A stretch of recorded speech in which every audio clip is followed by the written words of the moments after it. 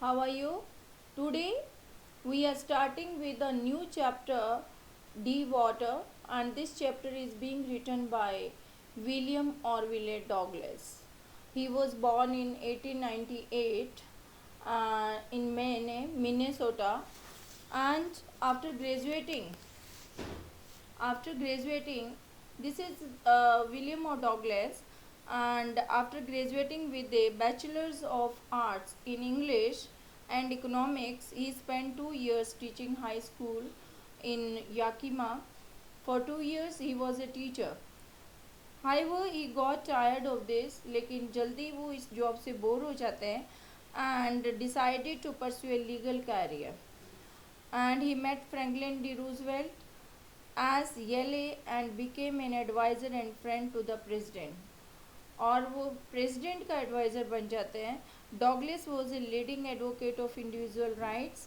He retired in 1975 with the term lasting 36 years and remains the longest serving justice in the history of the court. मतलब being a teacher वो जो है president का legal adviser भी बनता है और वो जस्टिस भी रहता है 36 ईयर तक. And the following excerpt is taken from of Men and Mountains by William O. Douglas, and this book was written by him, Man on Mountains. It reveals how as a young boy William Douglas nearly drowned in a swimming pool. और यहाँ पे William और Douglas का जो है bitter experience दिखाया जाएगा swimming को लेके. कैसे मतलब छोटे होते हुए उसका मिस हैपनिंग होती है, उसके बाद उसका ये डर बढ़ता जाता है. टोटली ये चैप्टर जो है डीप वाटर मतलब गहरा पानी इससे ही जुड़ा हुआ है and that is related to William और डॉगलेस की लाइफ से जुड़ा हुआ है. कैसे वो अपना ये फियर जो है पानी का इसको दूर करता है. This is being shown here. He was born in 1898 in USA. तो लीडिंग एडवोकेट था इंडिविजुअल राइट्स का, ह्यूमन राइट्स का and justice in the supreme court of USA. Retired in 1975 and 36 years he has done his job. Longest जो है serving justice के रूप में उसने काम किया in the history of the court. तो अगेन आई टेल यू कि following extract is taken from of man and mountains by William O Douglas. Firstly, we will discuss the summary in brief. The story has taken place from the author's autobiography of Man and Mountains. और man and mountains इसकी William और Douglas की एक book लिखी हुई है, उसका एक छोटा सा पार्ट जो है लिया गया है. In this piece he tells about his fear of water and how he conquered it by determination and will power. मतलब मेन ये हमारे को क्या है कि थीम क्या रखा गया इस चैप्टर का कि by strong determination and hard work we can conquer even the fear of any type. आदमी का डिटर्मिनेशन होना चाहिए और हार्ड वर्क करने की उसकी इच्छा होनी चाहिए. देन मतलब किसी भी तरह की प्रॉब्लम जो होती है वो उसको सॉल्व कर सकता है. तो as a child when he was 3 to 4 year old he would go to beach in California with his father. वो अपने फादर के साथ कैलिफोर्निया समुद्र के किनारे पे जाता है. He would get scared by the might of huge waves which swept over him and it instilled a fear in his subconscious mind. मतलब क्या है कि वो वेव के साथ पानी में गिर जाता है. पानी की एक वेव आती है, वो अपने फादर के कंधों पे चढ़ा हुआ था और जैसे ही वेव उससे स्ट्राइक करती है वो नीचे गिर जाता है. उसके बाद जो है कुछ पानी उसके नोज़ में और चला जाता है जिससे उसके सबकॉन्शियस माइंड में एक डर बैठ जाता है कि water is not good. A few years later in his eagerness to learn swimming he joined a swimming pool where an incident further increase his terror. और फिर वो जो है स्विमिंग पूल पे सीखने के लिए जाता है, लेकिन फिर भी उसके साथ एक बहुत बड़ा इंसिडेंस हो जाता है. He was pushed into the pool by another boy by experience death closely. और इवन के वो इतनी देर पानी में रहता है कि डेथ जो है मतलब लग रहा था कि वो is near about to die. Many years later after this incident he stayed away from water but desire to go fishing and swimming in nature was strong enough to motivate him to overcome his fear. मतलब जिस area में वो रहता था that was surrounded by water, और naturally वहाँ के लोगों का जो है मेन रिक्रिएशन जो होता है वो फिशिंग, स्विमिंग और जो कैनोइंग, बोटिंग, ये सारे जो है उनके शौक होते हैं। तो he too was in desire of all this कि मेरे को भी जो है स्विमिंग करनी है, कैनोइंग, बोटिंग और फिशिंग का भी उसको शौक था। तो अपने इन जो शौक है इनको पूरा करने के लिए he has to learn swimming. He learned swimming with the help of an instructor who ensured that William knew swimming well enough to be able to swim in huge lakes and waterfalls also. मतलब वो इतने अच्छे से सीख जाएगा कि बहुत बड़ी बड़ी लेक्स में भी और वाटरफॉल जहाँ पे पानी बहुत प्रेशर से होता है, समुंदर में भी, हर जगह वो स्विमिंग कर पाएगा. Still, when he would swim, the fear from a childhood experiences embedded in his subconscious mind. लेकिन जितनी बार वो पानी में जाने की कोशिश करता है, जो उसका डर है फिर से उसको मतलब माइंड में आता है और फिर उसको अपनी ग्रिप में ले लेता है. Him over and over again, he wanted to conquer that fear and he faced it. और ये scarcely thinking that how as he knew how to swim. और वो इस डर को जो है फिर मजाक के रूप में ले लेता है कि कितनी देर ये मुझे और डराएगा. What harm could it do to him? He challenged his fear in the face of it and finally it would vanish. और उसको ये पूरा विश्वास था कि धीरे धीरे ये जरूर गायब हो जाएगा. It was a baseless fear instilled in his subconscious mind.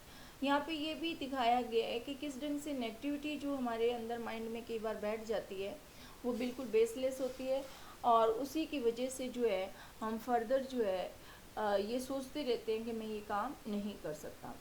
This experience was valuable for him.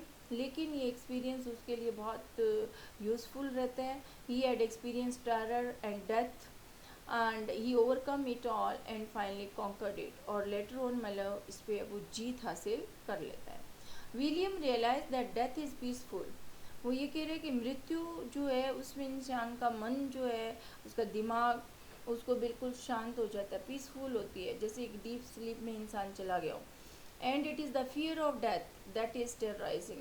कि मृत्यु का डर कि हर टाइम ये लगे कि मैं मर जाऊंगा, इस तरह की जो फीलिंग होती है वो इंसान को ज़्यादा परेशान करती है. And his will to live life grew intensely as he had overcome his fear. और जीने की इच्छा उसकी और बढ़ जाती है जब वो इस डर को जो है मतलब bye experience, bye practice, regular practice से वो जब इसको जीत लेता है एंड स्टार्टेड लिविंग फियरलेसली. उसके बाद उसका पानी का डर जो है बिल्कुल ख़त्म हो जाता है और बहुत अच्छे से वो लाइफ लीड करता है. तो यहाँ पे ये तो दिखाया गया है कि कैसे बीइंग ए टीचर वो जो है एक जस्टिस बनता है, वो भी प्रेसिडेंट की सर्विस में आता है. तो he was a hard working person. Determination strong है, पॉजिटिव है लाइफ में. हाँ, नेगेटिव विचार हर इंसान के मन में आ जाते हैं ड्यू टू एनी रीज़न, लेकिन उसको ओवरकम करना, उसको जीतना, ये मतलब बहुत एजुकेशनल पॉइंट व्यू से इस चैप्टर को लिया गया है कि this can not be done by me. हम ये कहें कि ये काम मेरे से नहीं हो सकता, इस चीज़ को जो है इसने मतलब राइटर ने दिखाया है कि ये जो है नेगेटिव थॉट, इसको अगर हम निकाल दें, हार्ड वर्क करें, स्ट्रॉन्ग डिटर्मिनेशन हो तो वी कैन डू एनीथिंग. यहाँ पे डीप वाटर में आपको मेनली याकीमा रिवर का जो है ये दिखाया गया है कि that is being very treacherous. ये पूरा फ्लो समुंदर का जो एरिया दिखाया गया है उसके पास ही याकीमा रिवर जो है फ्रेश वाटर वो फ्लो कर रही है. It had happen when I was 10 और 11 ईयर ओल्ड. राइटर जो है विलियम ओ डॉगलेस जब 10-11 साल की उम्र में था तब की वो बात सुना रहा है. I had decided to learn to swim. There was a pool at the YMCA in Yakima that offered exact. Yakima is a place और वहाँ पे एक YMCA नाम से एक पूल था और वहाँ पे जो है वो जो है सीखना चाहता है. That offer exactly the opportunity. The Yakima river was treacherous. Yakima name क्यों रखा गया उस जगह का? Because they was a river और वो उस रिवर का नाम क्या था? याकीमा. ट्रेचरस मीन्स कि डेंजरस. उसको बार बार जो है YMCA क्या है, यंग मेंस क्रिश्चियन एसोसिएशन. तो ये there was a pool at the YMCA, young main Christian association का एक पूल बना हुआ था और उसमें से एक नदी फ्लो कर रही थी USA में and that was very treacherous. Is it clear?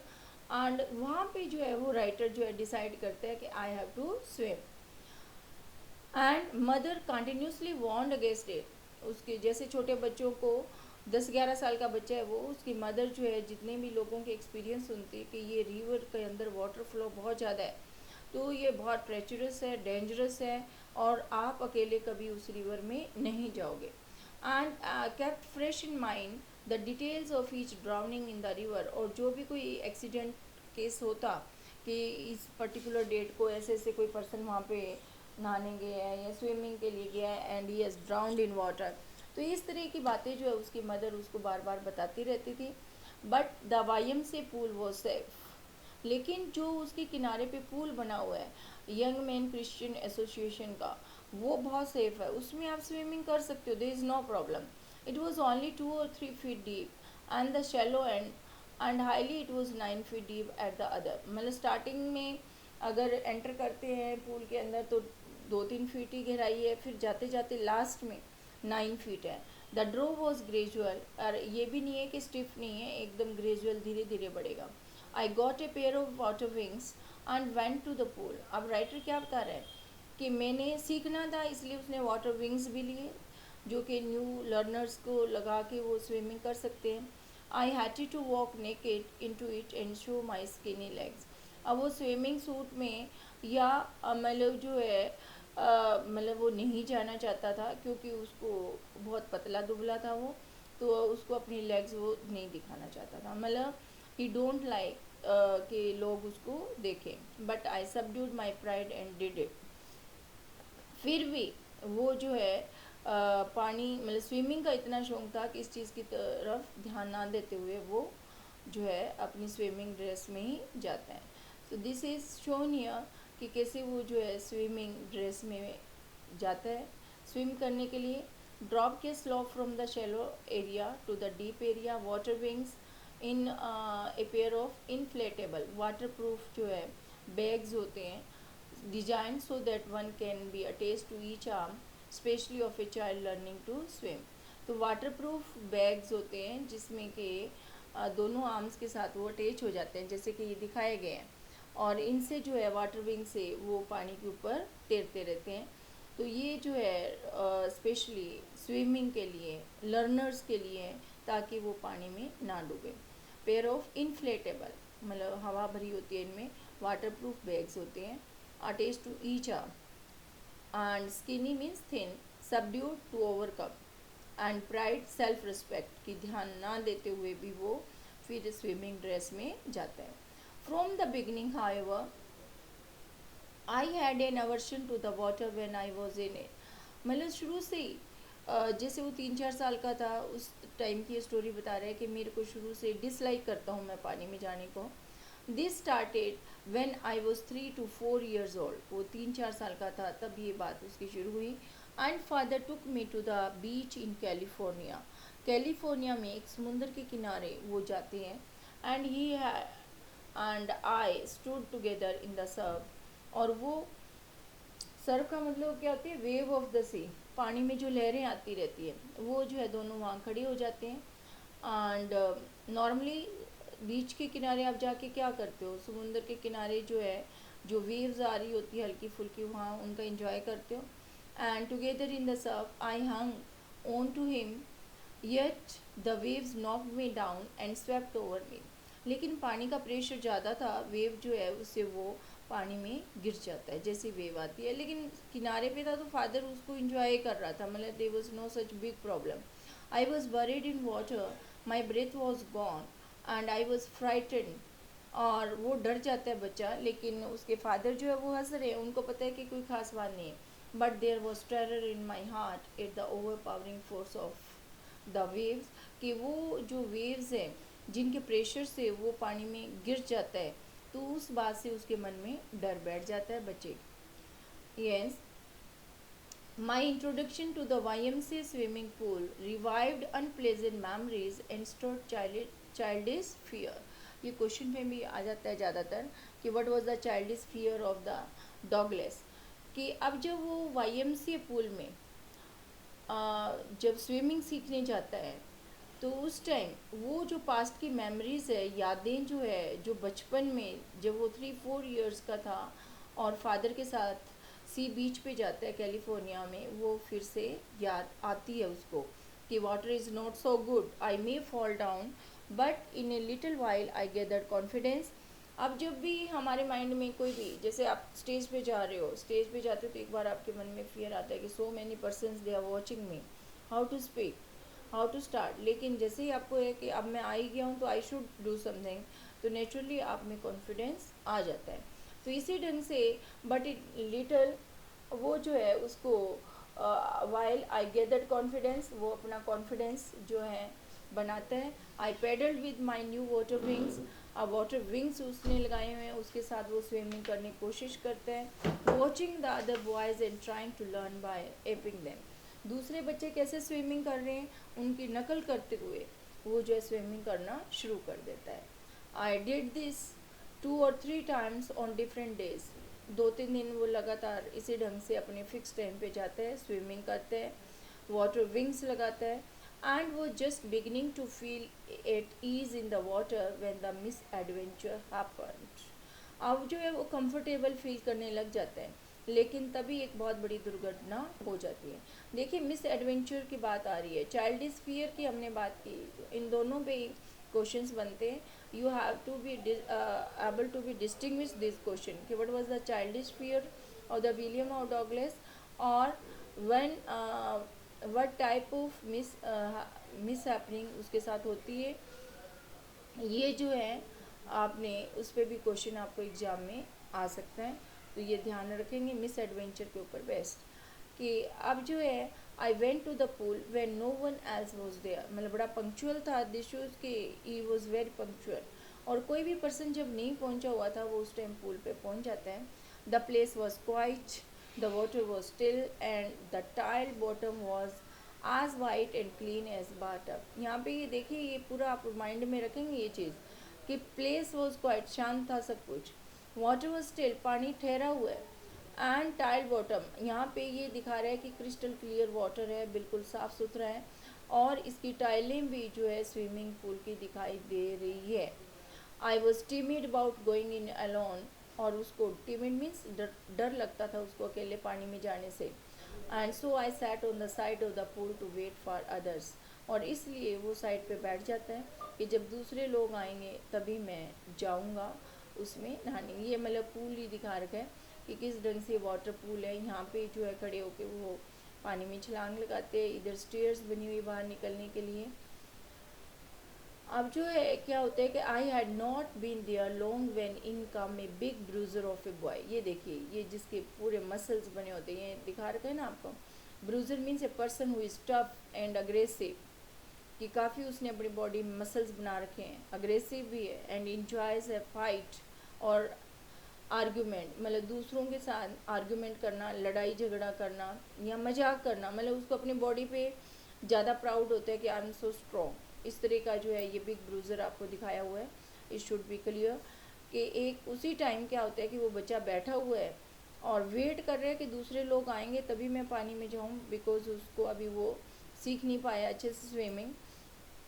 तो उसी टाइम एक बिग ब्रूजर, एक स्ट्रॉन्ग बॉडी का जो है 17 ईयर्स के करीब एक लड़का वहाँ आता है, प्रोबेबली 18 ईयर्स।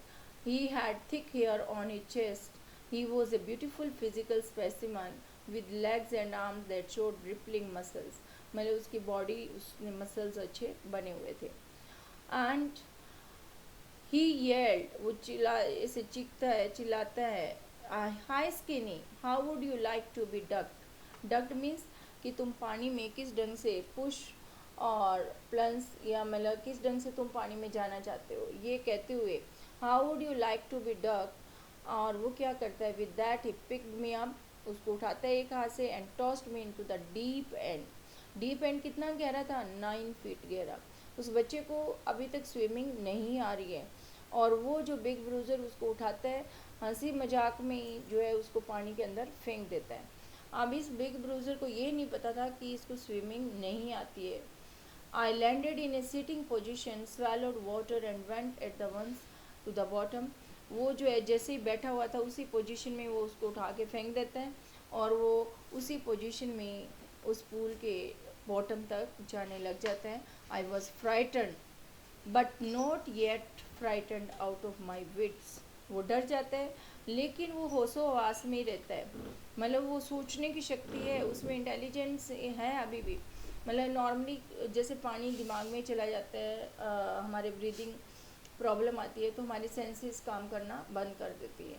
तो लेकिन अभी वो जो है डर जाता है लेकिन उसका दिमाग काम कर रहा है. But not yet frightened out of my wits. On the way down, वो जैसे जैसे पानी में नीचे जाता जा रहा है, आई प्लान, वो सोचता है कि when my feet hit the bottom, जैसे ही उसके पाँव बॉटम से टकराएंगे, I would make a big jump.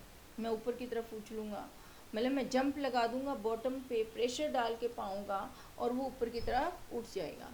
Come to the surface, lie flat on it, और वो बिल्कुल उसके ऊपर फ्लैट जो है स्विमिंग करता हुआ, and paddle to the edge of the pool, और किनारे पे आ जाएगा. This was his planning. मतलब क्या है, बिग ब्रूजर ने उसको पानी में उठा के फेंक दिया, सिटिंग पोजीशन में वो नीचे जाता है, लेकिन अभी वो दिमाग से सोच पा रहे हैं, और उसकी ये प्लानिंग थी कि जैसे ही वो बॉटम पे पहुंचेगा, पाँव का प्रेशर से वो जंप लगाएगा और ऊपर बॉटम पे आ जाए, बॉटम से सरफेस पे आ जाएगा और बाहर निकल जाएगा. ये था कि फर्स्ट टाइम जब वो पानी के अंदर जा रहा है. अब जो है उसके बाद में it सेम्ड a long way down, कि ये रास्ता जो है उसको काफ़ी लंबा दिखाई दे रहा है. Those 9 feet were more likely 90. वो पानी के अंदर सांस नहीं ले पा रहा है, नोस्ट्रिल के थ्रू उसके अंदर पानी जा रहा है, तो उसको वो 9 फीट जो है 90 फीट लग रहे हैं. And before I touch bottom, अभी वो नीचे जाके बॉटम को टच करता, my lungs were ready to burst. उसके फेफड़ों में, लंग्स में पानी चला गया है, ऐसे लग रहा है कि वो फट जाएंगे. But when my feet hit bottom, I summoned all my strength. वो अपनी पूरी ताकत जुटाते हैं, and made what I thought was a great spring upwards, और एक स्प्रिंग की तरह वो ऊपर की तरफ उछलता है. I imagined I would bob to the surface like a cork. वो क्या सोचता है कि कॉर्क की तरह जो है वो सरफेस पे पहुंच जाएगा, जैसे कि बॉटल का कॉर्क दिखाया ना कि कैसे ऊपर की तरफ उछल रहा है. लेकिन कॉर्क वैसे भी लाइट वेट का होता है, हमेशा सरफेस पे रहता है. Instead I came up slowly, वो धीरे धीरे ऊपर आता है. I open my eyes and saw nothing but water. चारों पास से क्या, एक बार उसकी आईज ऊपर की तरफ आती हैं, वो देखता है चारों पास से सिर्फ पानी पानी है. Water that had a dirty yellow tails. अब मैंने शुरू में आपको बोला था कि आप ध्यान देंगे कि जब वो क्या कह रहे हैं कि बॉटम तक दिखाई दे रही है, बिल्कुल क्रिस्टल क्लियर वाटर है, लेकिन अब वो पानी, क्योंकि वो बहुत परेशान है, उसका मन शांत नहीं है, तो उस पानी का कलर क्या दिखाई दे रहा है उसको, येलो. आई ग्रू पैनिकली, वो बहुत ज़्यादा जो है डर जाता है. And I reached up as if to grab a rope and my hands clutched only at water. मतलब साइड में जो है रोप्स वगैरह भी, रस्सियाँ वगैरह बंधी होती है, चेन्स वगैरह होती है, मतलब ताकि लोग जो है साइडों से पकड़ के पूल्स में रेस्ट कर सकें या बाहर निकल जाएं. तो यहाँ पे जो है वो है, लेकिन उसको सिर्फ हाथ में पानी आता है. And my hand clutched only at water. I was suffocating. उसका जो है सांस रुकने लग जाता है, बिकॉज वो ऑक्सीजन नहीं मिल रही है उसको सांस लेने के लिए. आई ट्राई टू येल, वो चिल्लाना चाहता है, but no sound came out. Then my eyes and nose came out of water but not my mouth. मतलब इतना ऊपर का पोर्शन ही उसका बाहर आता है, नोज़ और आइज़, मतलब माउथ तक पूरा उसका बाहर नहीं निकलता. तो ये था फर्स्ट, जब वो बॉटम पे स्ट्राइक करते हैं और वापस फिर वो आने की कोशिश करते हैं कि मैं जैसे ही सरफेस पे पहुंचूंगा, बॉटम पे पहुंचूंगा सॉरी, तो मैं एक स्प्रिंग की तरह ऊपर की तरफ छलांग लगाऊंगा, and will come to the surface like a cork. लेकिन ये एक उसकी सोच ही रह जाती है. कोशिश करते हैं वो, नो डाउट कोशिश करते हैं, और वो ऊपर भी आता है, लेकिन वो पूरा नहीं आ पाते. उसके आइज़ और नोज़ ही बाहर की तरफ आते हैं, माउथ अंदर ही रह जाते हैं. पानी उसके बॉडी में जा रहा है, बॉडी में कहाँ पे पहुँच रहा है, सबसे पहले लंग्स में. तो ब्रीदिंग जो है उसको अब सांस लेने में बहुत दिक्कत हो रही है. और वाटर में ड्राउनिंग इसीलिए होती है क्योंकि we are unable to take breath. तो ये कुछ वर्ड्स हमने summon means gather, spring, push, bob, jump, tinge, means touch of colour, कि वो जो है यहाँ पे ये भी राइटर दिखाने की कोशिश कर रहे हैं कि हमारे अगर हम खुश होते हैं तो हर चीज़ हमें सुंदर दिखाई देती है, सही दिखाई देती है, जो जैसी होती है वैसे दिखाई देती है। हम परेशान होते हैं तो हमें हर चीज़ का कलर जो है वो नेगेटिव दिखाई देता है। जैसे कि अब उसको पानी येलो कलर का दिखाई दे रहा है, चारों पासे बिल्कुल मतलब हर चीज़ मटमैली दिखाई दे रही है, वही वाटर जो कि बिल्कुल क्रिस्टल क्लियर था। तो ये है कि हमारा सोच, हम कितने परेशानी में हैं उसके हिसाब से हमारी जजमेंट भी बदलती रहती है। Suffocating means unable to breathe due to lack of air. Yell means scream.